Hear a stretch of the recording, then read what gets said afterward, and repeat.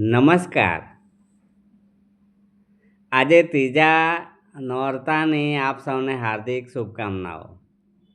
મિત્રો, બે ફળ ઝાડની એક જ ડાળી પર આવે તો પણ એક ફળ પહેલાં પાકે છે અને બીજું ફળ એના પાકવાના સમયની ઇંતજાર કરે છે, રાહ જુએ છે.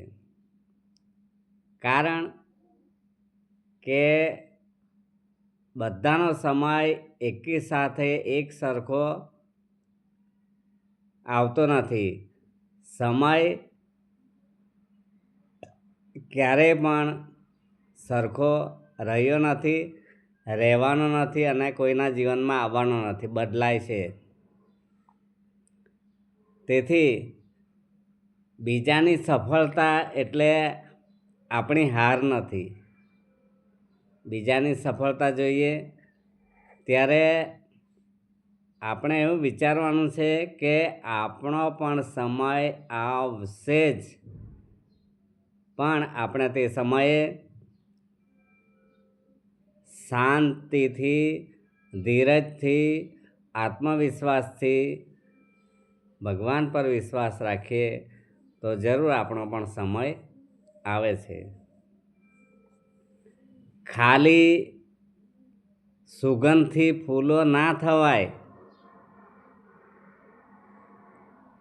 ફૂલ થવા માટે તો જ્યારે સમય આવે ત્યારે ઉપરથી નીચે ખરી પડવાની પણ તાકાત હોવી જોઈએ. એ તાકાત દરેક ફૂલોમાં છે.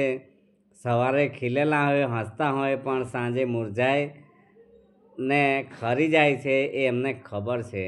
એટલે પ્રકૃતિ આપણને એવું શીખવે છે કે દરેકના જીવનમાં સમય બદલાય છે અને સમયની સાથે આપણે પણ બદલાવવું જ પડે. અને એ સમયનો જે સમય આવે ત્યારે આપણે નમી જવું પડે, ઝૂકી જવું પડે. નમી જવું એ કંઈ આપણી